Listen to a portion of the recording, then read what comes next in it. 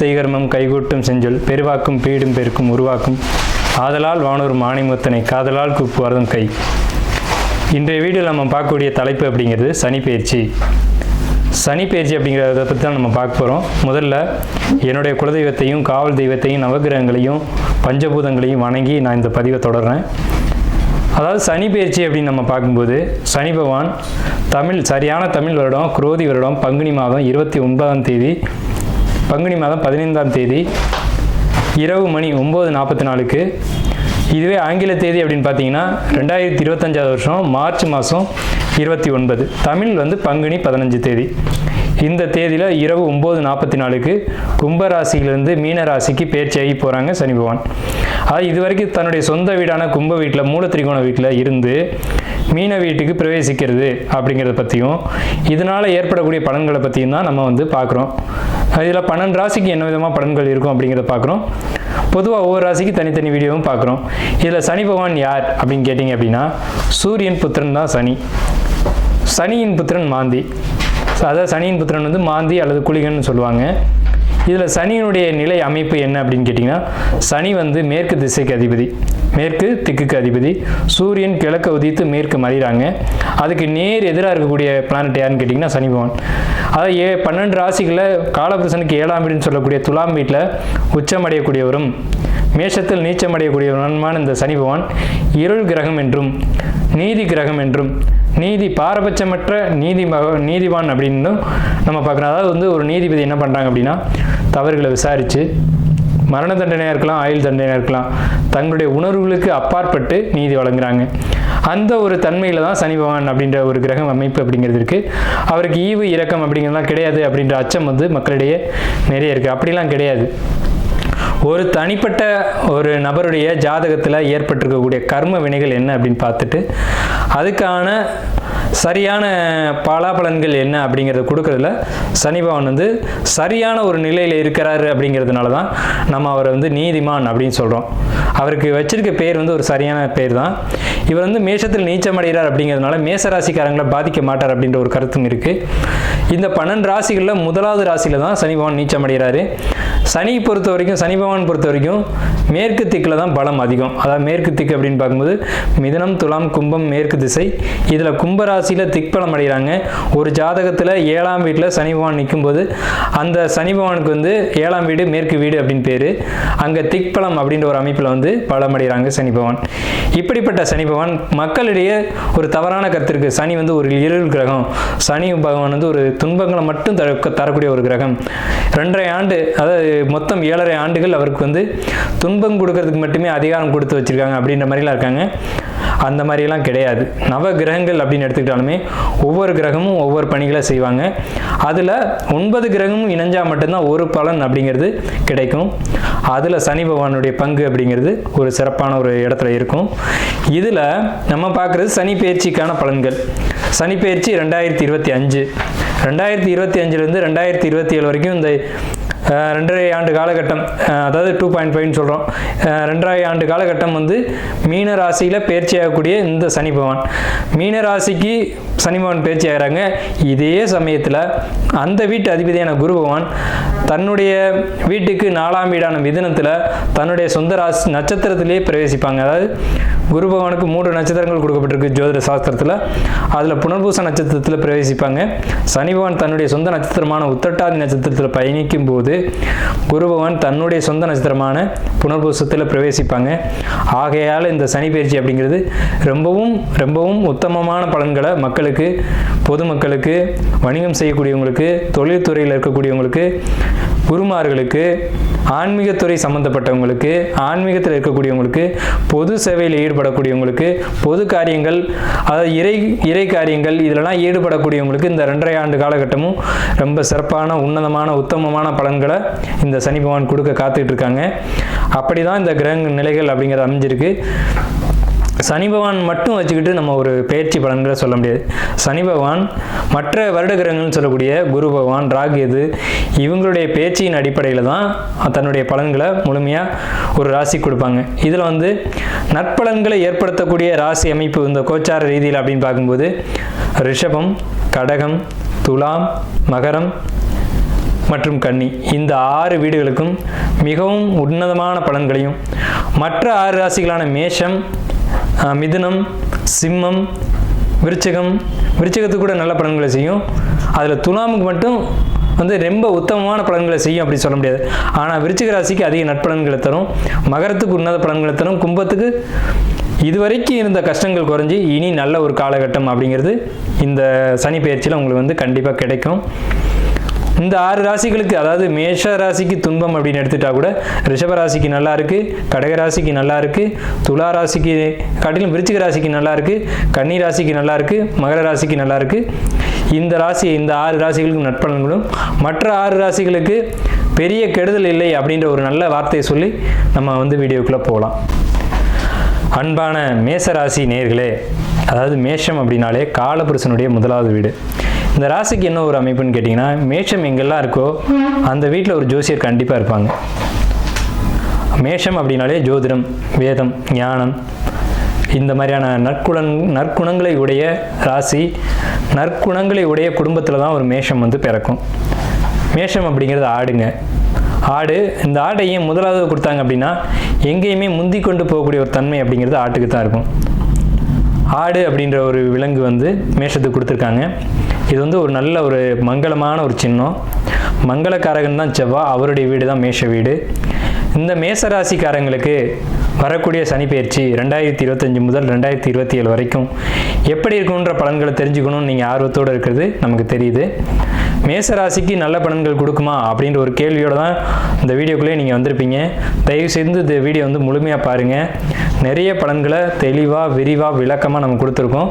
முழுமையான வீடியோ பார்க்கும்போது உங்களுக்கு ஒரு நல்ல ஒரு கைடன்ஸ் அப்படிங்கிறது கண்டிப்பாக கிடைக்கும், ஒரு வழிகாட்டுதல் கிடைக்கும். மேஷம் அப்படின்னாலே ஒரு நல்ல ராசி, நற்குணங்கள் நிறைய உடைய ஒரு ராசி. மேஷம் அப்படின்னா ஒரு துடிப்பு, ஒரு வேகம், ஒரு நல்ல குணங்கள் நிறைஞ்சிருக்கும். எப்பவுமே கோபம் இருக்க இடத்துல தான் குணம் இருக்கும். மேசராசிக்காரங்க அதிகமாக கோபப்படுவாங்க. கோபப்பட்டாங்க அப்படின்னா என்ன அர்த்தம்னா, அங்கே உண்மையும் பாசமும் அன்பும் இருக்குது அப்படின்னு அர்த்தம். தாய் அடிக்கிறதுக்காக தாய் கெட்டவன்னு சொல்லிட முடியாது. தன்னுடைய குழந்தை ஒரு நல்ல வழியில் போகணும் அப்படிங்கிறதுக்காக அவள் அடிப்பா. அந்த ஒரு குணம் அப்படிங்கிறது மேசராசிக்கு உண்டு. மேஷம் எதுலேயும் பதட்டப்படும், எதுலேயும் வேகப்படும், ஆனால் விவேகத்தோடு தான் செயல்படும். ஒரு ஆடு ஒரு மலை உச்சியில் ஏறிடும், இறங்க தெரியாமல் தடுமாறிக்கிட்டு இருக்கும். அது போன்ற குணமுடையவங்க தான் அந்த மேசராசிக்காரங்க. வந்த வழி திருப்பி போக தெரியாது. ஒரு முதலீடுகள் போடுறதா இருக்கட்டும், ஒரு தொழில் ஆரம்பிக்கிறதா இருக்கட்டும், வேகமாக ஆரம்பிச்சுட்டு அது எப்படி முடிக்கிறதுன்னு தெரியாமல் சுற்றிட்டு இருப்பாங்க. இதுக்கு என்ன அப்படின்னு கேட்டிங்கன்னா, ஒரு ஜோதிடரை அணுகி அந்த ஜோதிடருடைய வழிகாட்டுதலின் பேரில் நீங்கள் நடந்தீங்க அப்படின்னா ரொம்ப பெரிய வளர்ச்சியும், ரொம்ப ஒரு நல்ல எதிர்காலத்தில் ஒரு பெரிய ஒரு இடத்துக்கும், பல பேருக்கு ஒரு முன்னுதாரணமாகவும் பல பேருக்கு நன்மைகள் செய்யக்கூடிய இடத்துல தான் மேசராசிக்காரங்க வருவாங்க. அதுக்கு தேவையான ஒரே ஒரு விஷயம் என்னன்னு கேட்டிங்கன்னா, ஜோதிடருடைய வழிகாட்டுதல். மேஷம் பிறருக்கு செய்யணும், பிறருக்காக பிறந்த பிறப்பு தான் மேஷம். அதாவது பொதுமக்களுக்கு ஒரு தலைவனாக இருக்கக்கூடிய ஒரு அமைப்பு யாருக்கு கிடைக்கும் அப்படின்னு கேட்டிங்கன்னா, மேசராசி கிடைக்கும். மேசம் முதலாவது ராசியாக இருக்குது அப்படிங்கிறதுனாலே இவர்கள் தலைமை தாங்கக்கூடிய இடத்துக்கு வருவாங்க, முதன்மையானவர்களாக வருவாங்க. 40 வயசுக்கு மேலே பொதுமக்களுக்காகவே வாழ வேண்டிய ஒரு அமைப்பு யாருக்கு வரும்னு கேட்டிங்கன்னா மேஷத்துக்கு தான் வரும். அப்போ இது சமுதாயத்துக்கான மனிதர்கள் யாருன்னு கேட்டிங்கன்னா மேஷம்தான். தங்களுடைய குடும்பத்தையும் பார்த்துக்கணும், சமுதாயத்தையும் பார்க்கணும். சமுதாயத்தில் ஏற்படக்கூடிய நல்லது கெட்டதுக்கும் போய்க்கணும், தன்னுடைய குடும்பத்தையும் அனுசரித்து கொண்டு போகணும் அப்படின்ற ஒரு அமைப்பு எந்த ராசிக்கு உண்டு அப்படின்னு கேட்டிங்கன்னா மேசராசிக்கு தான் உண்டு. ஸோ அப்பேற்பட்ட உன்னதமான உத்தமமான ராசி மேசராசி அன்பர்களே, உங்களுக்கு சனி பெயர்ச்சி நன்மை செய்யுமா அப்படின்ற ஒரு கேள்வியோடு நீங்கள் இந்த வீடியோக்குள்ளே வந்திருப்பீங்க. நிச்சயமாக சொல்கிறேன், உறுதியாக சொல்கிறேன், உங்களுக்கு சனி பெயர்ச்சி நன்மை தான் செய்யும். ஏன் அப்படி சொல்கிறோம் அப்படின்னம்னா, மேசராசிக்கு 2ஆம் வீட்டில் குரு, 6ஆம் வீட்டுக்கு கேது, 5ஆம் வீட்டுக்கு பயிற்சி ஆகிறாங்க. மே 14ஆம் தேதி அன்னைக்கு குரு பயிற்சி உங்களுக்கு ரிஷபத்துலேருந்து மிதுனம் அணைக்கும். மே 18ஆம் தேதி அன்னைக்கு கேது கன்னிமனையிலேருந்து சிம்மத்துக்கும் பயிற்சி ஆகிறாங்க. அதே காலகட்டத்தில் உங்களுக்கு பாதகஸ்தானம் சொல்லக்கூடிய கும்பராசியில் ராகு பகவான் பயிற்சியாகி மீனத்திலேருந்து பயிற்சியாகி சனி பகவான் கும்பத்திலேருந்து மீனத்துக்கு போவாங்க, மீனத்தில் இருக்க ராகு பகவான் கும்பத்துக்கு வருவாங்க. இந்த மாதிரியான ஒரு மாற்ற அமைப்புகள் எல்லாமே பார்க்கும்போது உங்களுக்கு கிரக நிலைகள் அப்படின்னு கணிச்சோம் அப்படின்னா, உங்கள் ராசிக்கு விரயஸ்தானத்தில் சனி, ராசிக்கு 3ஆம் இடத்துல குரு, ராசிக்கு 5ஆம் இடத்துல கேது, ராசிக்கு 11ஆம் இடத்துல ராகு. மீண்டும் சொல்கிறேன், ராசியில் உங்களுக்கு ராசிக்கு 12ஆம் வீட்டில் விரயஸ்தானத்தில் சனி பகவான், 3ஆம் இடத்து குரு, 5ஆம் இடத்து கேது, 11ஆம் இடத்து ராகு. இந்த அமைப்புகள் மொத்தமாக நம்ம கவனித்து பார்க்கும்போது வருட கிரகங்கள் இந்த ஒரு அமைப்பில் இருக்கும்போது இந்த வருடத்தை யார் நன்மை செய்வா, யார் கெடுதல் செய்வா அப்படின்னு பார்க்கும்போது இந்த நான் சொன்ன 4 கிரகங்களுமே நன்மை மட்டுமே செய்யும், தீமை செய்ய வாய்ப்புகள் இல்லை. அதாவது மிதுன ராசி அப்படிங்கிறது காலபுருஷனுக்கு 3ஆவது ராசி. குரு பகவான் உங்கள் ராசிக்கு 9க்கும் 12க்கும் உடையவர். 12ஆம் வீட்டு அதிபதி 3ஆம் வீட்டுக்கு வரும்போது மறைவு ஸ்தானாதிபதி மறைவு ஸ்தானத்துக்கே வருவாங்க. அப்போ இந்த அமைப்புக்கு பேர் விபரீத ராஜயோகம் அப்படின்னு பேர். விபரீத ராஜயோகம்னா என்னன்னு கேட்டிங்கன்னா திடீர் அதிர்ஷ்டங்களையும் திடீர் தனவரவையும் எதிர்பார்க்காத ஒரு சொத்து உங்களை தேடி வரும். ஆனால் அது உங்களுடைய சொத்தாக இருக்கும். ஸோ இந்த ஆண்டு தொடக்கமே ஒரு தனவரவோடு உங்களுக்கு தொடங்கும். அப்போ திடீர்னு ஒரு பண வரவு வருது அப்படின்னா அங்கே தான் நீங்கள் கவனமாக இருக்கணும். அந்த பணம் எந்த வழியில் வருது, எந்த வழியில் செலவு பண்ணணும் அப்படின்ற ஒரு விஷயத்தில் திட்டமிடல் தேவை. அதாவது குடும்பத்தில் ஒரு தேவை இருக்கும், அந்த தேவைக்கு ஏற்ப பணமும் உங்களுக்கு தேடி வரும். 2வது விஷயம், உங்கள் ராசிக்கு 5ஆம் இடத்துல பேர்ச்சியாளருடைய கேது நன்மை செய்யுமா தீமை செய்யுமான்ற ஒரு கேள்வி, 7.5 சனி, விரையச்சனி அப்படிங்கிற ஒரு பயம் இதெல்லாம் உங்களுக்குள்ளே இருக்கிறது தெரியுது. கண்டிப்பான முறையில் 5ஆம் இடம்ன்றது காதல் ராசி அப்படின்னு பேர். இப்போ மேச ராசிக்கு காதல் குடும்ப அமைப்பு எப்படி இருக்கும் அப்படிங்கிறத நம்ம கணிப்போம். குடும்பம் அப்படிங்கிறது 2ஆம் இடம். 2ஆம் இடத்துல கேது குரு பகவான் இவ்வளவு காலகட்டங்களாக வக்ர நிலையில் இருந்தாங்க. இதனால் குடும்பத்துக்குள்ளே வெளியில் சொல்ல முடியாத பிரச்சனைகள், ஏகப்பட்ட பிரச்சனைகள் போயிட்டு இருந்திருக்கும். அதாவது குடும்ப பிரச்சனை வெளியில் சொல்ல முடியாது. அதாவது சிலர் இருப்பாங்க, கணவனுக்கும் மனைவிக்கும் பிரச்சனையாக இருக்கும், அதை 3ஆவது நபர்கிட்ட போய் சொல்லிகிட்டு இருப்பாங்க. மனைவி கணவனை விட்டுட்டு இன்னொருத்தட்ட போய் சொல்லிட்டு இருப்பாங்க. இது தவறான ஒரு விஷயம். அப்படி தான் இந்த கடந்த காலகட்டங்களுடைய வலி வேதனைகளை மனசுக்குள்ளே வச்சுக்கிட்டு யார்கிட்ட சொல்லுவோம், எப்படி சொல்லுவோம்னு தெரியாமல் தவிச்சிட்டு இருப்பீங்க. ஆனால் இந்த குரு பயிற்சியில் உங்களுடைய வாழ்க்கை துணைகிட்ட நீங்கள் மனம் விட்டு பேசி அந்த பிரச்சனைகளை தீர்ப்பீங்க. ஸோ இது பெரிய பாசிட்டிவான ஒரு விஷயம். கணவன் மனைவி தான் உறவுகளுக்குள்ளே சிறந்த உறவு அப்படிங்கிறது. எல்லா உறவுகளும் வரும் போகும். ஆனால் கணவன் மனைவி ஒரு வாழ்க்கையில் இணைஞ்சிட்டாங்க அப்படின்னா பிரிவது கிடையாது. வாழ்க்கை முழுவதும் அவங்க அவங்களோடையே பயணிக்கக்கூடிய ஒரு உறவு தான் கணவன் மனைவி உறவு. அதனால தான் தாலின்ற ஒரு கான்செப்டை நம்மளுடைய கலாச்சாரத்தில் கொண்டு வராங்க. 2வது மோதிரம்ன்ற ஒரு கான்செப்டுக்குள்ளேயே மிகப்பெரிய ரகசியங்கள் ஒழிஞ்சிருக்கு. ஏன் மோதிர விரலில் மோதிரம் போடுறாங்க அப்படின்றத நீங்கள் சிந்திச்சு பார்த்தீங்கன்னா அதுக்கான விளக்கங்கள் உங்களுக்கு புரியும். எல்லா விரல்களையும் இணைச்சா பிரிக்க முடியாது, ஆனால் பிரிச்சுக்கலாம். ஆனால் மோதிர விரல் மட்டும் இணைச்சா பிரிக்க முடியாது அப்படின்ற ஒரு கான்செப்ட் விரலில் இருக்குது. அதனால தான் சில மதங்களில் விரலில் மோதிரம் போடுறாங்க. ஏன்னா பிரியாத உறவு அப்படிங்கிறதுக்கு அதான் உதாரணம். 2வது உங்களுடைய குறைகளை மனைவி புரிஞ்சுக்கிட்டு அவங்க உங்களுக்கு ஏற்ற மாதிரி நடந்துக்கிறதா இருக்கட்டும், மனைவியை புரிஞ்சுக்கிட்டு கணவன் நடந்துக்கிறதா இருக்கட்டும். இந்த மேச ராசிக்கு இந்த சனி பயிற்சியில் இது நடக்கும். இந்த சனி பயிற்சியிலேருந்து இது நடக்கும். விரயஸ்தானத்தில் வந்துக்கூடிய சனி பகவான் விரயத்தை கொடுப்பாரா அப்படின்னு கேட்டிங்கன்னா கண்டிப்பாக விரயத்தை கொடுப்பார். விரயம் அப்படின்ற சொல்லுக்குள்ள ஒரு அழகான விஷயம் அடங்கியிருக்கு. சுப விரயம் அசுப விரயம் அப்படின்ட்டு. சுப விரயமும் விரயம் தான், அசுப விரயமும் விரயம் தான். இதில் நடக்க போகிறது சுப விரயமா அசுப விரயமா, இதுதான் உங்களுடைய கேள்வி. சுப கிரகங்களுடைய தொடர்பு ஏற்படும் போது சுப விரயங்களும், அசுப கிரகங்களுடைய தொடர்பு ஏற்படும் போது அசுப விரயமும் ஏற்படும். அதில் இந்த 7.5 சனி தொடங்கக்கூடிய இந்த விரயச்சனியானது மேசத்துக்கு சுப விரயங்களாக தொடங்குது. ஏன்னா அந்த சனி பகவான் வரக்கூடியது மீனராசின்ற சுபர் வீட்டில். நல்லா புரிஞ்சுக்கணும். அந்த 7.5 சனி தொடங்கக்கூடிய மீனராசியானது மேசத்துக்கு மீனம்ன்றது சுபர் வீட்டில். அந்த வீடு கொடுத்த குரு பகவானும் 3ஆம் இடம்ன்ற விரீத ராஜயோக அமைப்புலையும் தன்னுடைய சொந்த நட்சத்திரத்திலையும் ஏறுறாங்க. இந்த 7.5 சனி பயிற்சி ஆகும்போது குரு பகவான் நிற்கிற நட்சத்திரம் பார்த்தீங்கன்னா புனர்பூச நட்சத்திரம். ஸோ இந்த அமைப்பு அப்படிங்கிறது சுப விரயத்தை கொடுக்கும். கணவன் மனைவியிடையே ஒரு கருத்து வேறுபாடுகள் இருந்தாலும் ஒரு நிகழ்ச்சி ஒரு ஃபங்க்ஷன் நீங்கள் நடத்தும் போது அதில் மனக்கசப்புகள் தீர்ந்து எல்லாரும் ஒற்றுமையாக சேர்ந்து வாழக்கூடிய ஒரு அமைப்பு அப்படிங்கிறது மேஷத்துக்கு கிடைக்கும். இதில் மேஷத்துக்கு ஒரு அற்புதமான விஷயம் என்னென்னு கேட்டிங்கன்னா, இந்த சுபவிரயம்னு சொன்னோம் இல்லைங்களா, கோயில் கட்டக்கூடிய அமைப்பு இந்த மேஷத்துக்கு இந்த ஆண்டு 2025 உருவாகும். கோயில் கட்டுறதுன்றது சாதாரண விஷயம் இல்லைங்க. கோடி கோடியாக பணம் வச்சுருப்பாங்க, அவங்களால கோயில் கட்ட முடியாது. ஆனால் மேஷத்துக்கு இந்த 2025 சனி பயிற்சி ஆலயங்கள் கட்டக்கூடிய ஒரு அற்புதமான ஒரு யோகத்தை கொடுக்கும். அதாவது ஒரு பழமொழி சொல்லுவாங்க, ஊர் கூடி தான் தேர் இழுக்கணும் அப்படின்ற மாதிரியான ஒரு அமைப்பு. அப்போ இந்த தலைவன் அப்படின்ற அமைப்பு தான் மேசராசினுடைய அமைப்பு. குடும்பம் காதல் உறவு எப்படி இருக்கும் அப்படின்னு கேட்டிங்கன்னா, குடும்ப உறவை பற்றி நம்ம நிறைய பேசணும். இது நாள் வரைக்கும் இருந்த கருத்து வேறுபாடுகள் இந்த சமயத்தில் நிவர்த்தியாகி கணவன் மனைவிக்குள்ள ஒரு ஒற்றுமை கொடுக்குது. காரணம், உங்களுக்கு 3ஆம் வீட்டில் மிதுன ராசியில் குரு தன்னுடைய சொந்த நட்சத்திரத்தில் இருக்கிறது தான் காரணம். மனம் விட்டு பேசுவீங்க, கருத்து வேறுபாடுகள் நிவர்த்தி ஆகும் அப்படிங்கிற ஒரு கான்செப்ட். 2வது, காதல் விஷயத்தை பொறுத்த வரைக்கும் இந்த இடம் தான் ரொம்ப முக்கியமான இடம். இதை தான் நிறைய பேர் வந்து எதிர்பார்த்து காத்துட்ருப்பீங்க. காதல் கசக்கு தையா அப்படின்ற ஒரு பாடல் கூட இருக்கும். காதல் எப்படி இருக்கும்? சிம்ம வீட்டுக்கு கேது வர்றாங்க. காதல் நல்ல காதலா கெட்ட காதலா அப்படின்ற ஒரு விஷயம் வந்து உங்களுக்கு தெளிவடையும். சிம்மம்ன்றது மேஷத்துக்கு 5ஆம் வீடு, அதுதான் காதலை சொல்லக்கூடிய இடம். அங்கே கேது பகவான் வரும்போது மறைஞ்சிருந்த விஷயத்தெல்லாம் வெளிப்படுத்திடுவார். 2 காதலர்களுக்கிடையே இருந்த ஒரு விஷயம், மறைவாக வச்சுருந்த ஒரு விஷயம் வெளிப்படையாக பேசுகிறீங்க. அப்போ வெளிப்படையாக பேசினா என்ன ஆகும்? ஒன்று இது செட் ஆகும் ஆகாதுன்ற ஒரு முடிவுக்கு வரீங்க.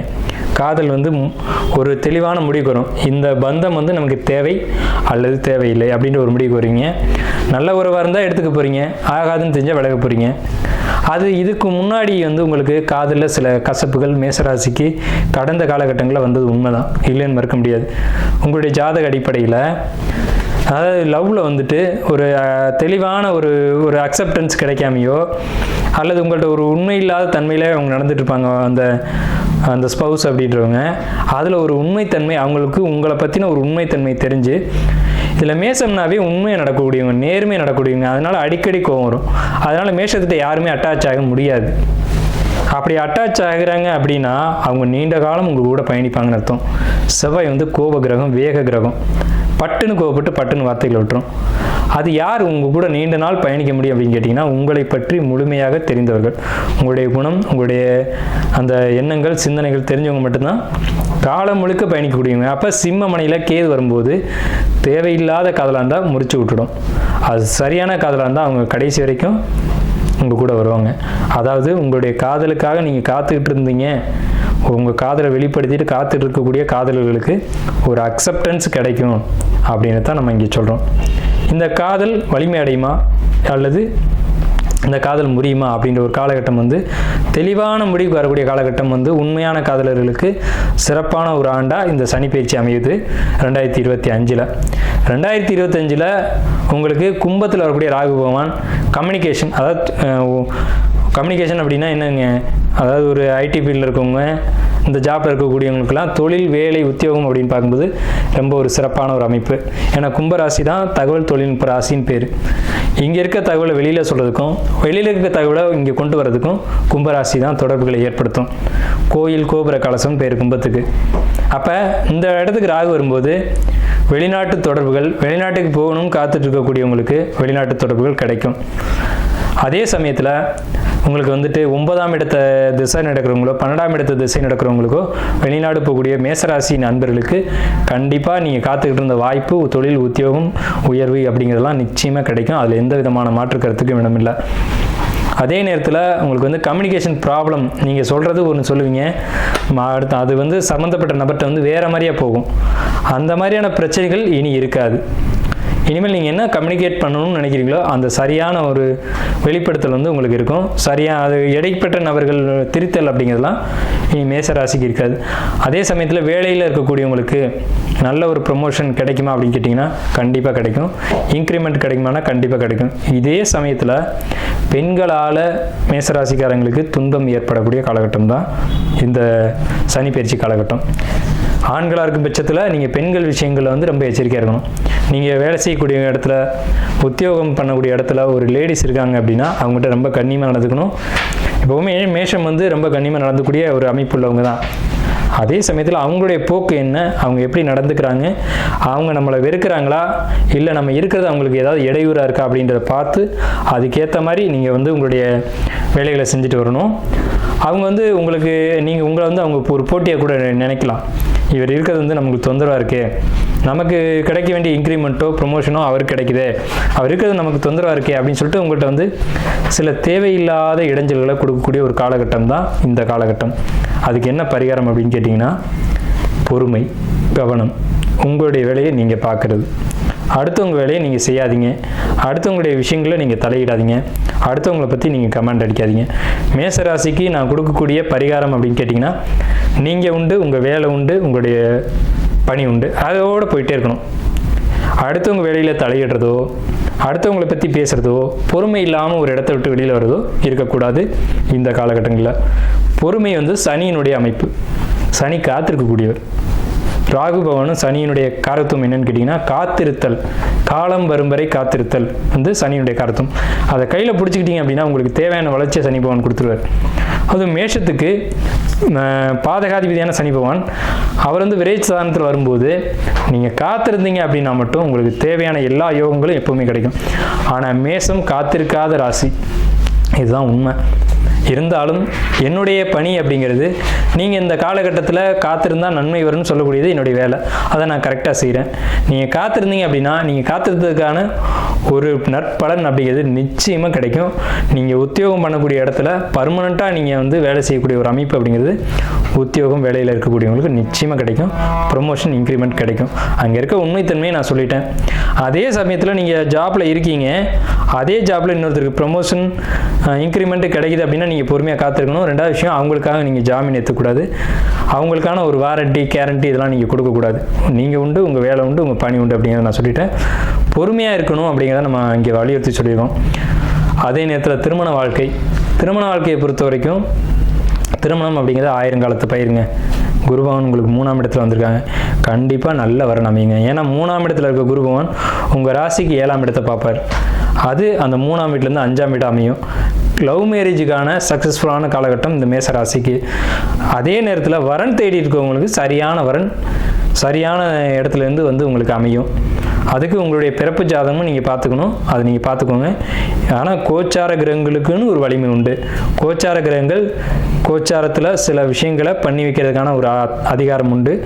அந்த அடிப்படையில் பார்க்கும்போது இந்த சனி பயிற்சியில் உங்களுக்கு திருமணம் நடத்தி வைக்கணும் அப்படின்ற ஒரே தீர்மானத்தோடு தான் சனி பகவான் பயிற்சியாகி மீனராசிக்கு வர்றாங்க. அதே மாதிரி குடும்ப தெய்வம், குலதெய்வம், இந்த வழிபாட்டில் இருக்கக்கூடியவங்களுக்கு இந்த வழிபாடுகளை பிரேக் பண்ணாமல் நீங்கள் எடுத்து செய்யணும். குலதெய்வம், குடும்ப தெய்வம், இன தெய்வம் இதெல்லாம் எடுத்து நீங்கள் வழிபாடு பண்ணணும். இதில் எந்த ஒரு தடங்கள் தாமதம் இதுக்கு நீங்கள் இடம் கொடுக்கக்கூடாது மேசராசி அன்பர்களே. ஏன் அப்படி சொல்கிறோம், உங்களை அழுத்தி சொல்கிறோம்னா மேசராசிக்கு தான் அந்த தன்மை வரும், மேசராசிக்கு தான் அந்த பொறுப்பு வரும். நீங்கள் தான் எடுத்து நீங்கள் தான் செய்யணுன்ற ஒரு இடம் வரும். அந்த விரேச்சனியாக வரும்போது பலரும் பலதை பேசுவாங்க, அதெல்லாம் காதில் வச்சுக்கூடாது. காதில் வச்சுக்கிட்டீங்க அப்படின்னா பொறுமை இழந்துடுவீங்க. ஏன்னா நீங்கள் பொறுமை இல்லாத ராசிக்காரங்க.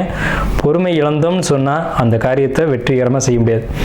எப்போவுமே ஒரு தலைமையில் இருக்கவங்களுக்கு பொறுமைன்றது ரொம்ப அதிகமாக தேவை. அந்த பொறுமையோட அந்த வழிபாடுகளை எடுத்து செய்யுங்க. கோயில் கட்டக்கூடிய பாக்கியமே உங்களுக்கு உண்டுன்னு நான் சொல்கிறேன். கோயில் கட்டுவீங்க, ஆலய பணிகளை செய்வீங்க.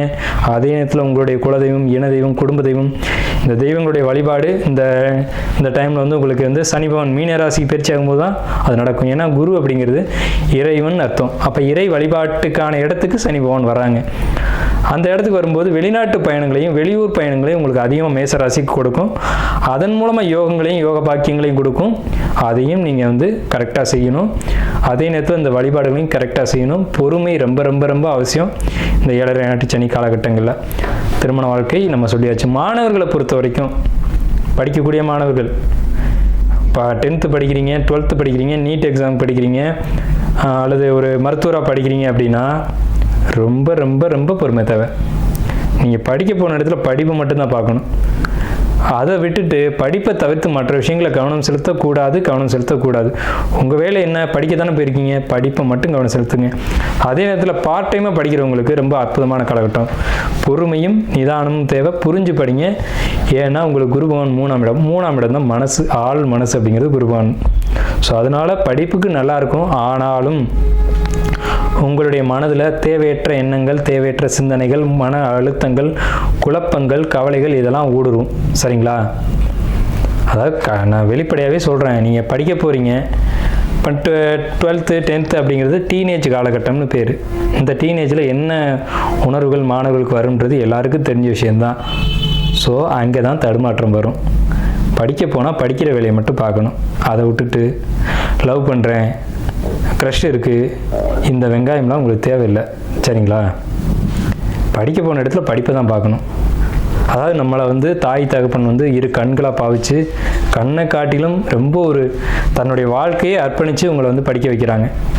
அதனுடைய தன்மை உங்களுக்கு புரியணும். தாய் தகப்பனை நீங்கள் ஒரு நிமிஷம் நினச்சி பார்க்கணும். வருவாங்க போவாங்க, வாழ்க்கையில் எல்லாமே இருக்கும், உணர்வுகள் எல்லாருக்குமே இருக்குது, இல்லாமல் இல்லை. ஆனால் படிக்கிற காலகட்டங்கள் முடிக்கிறது திரும்பி வராது.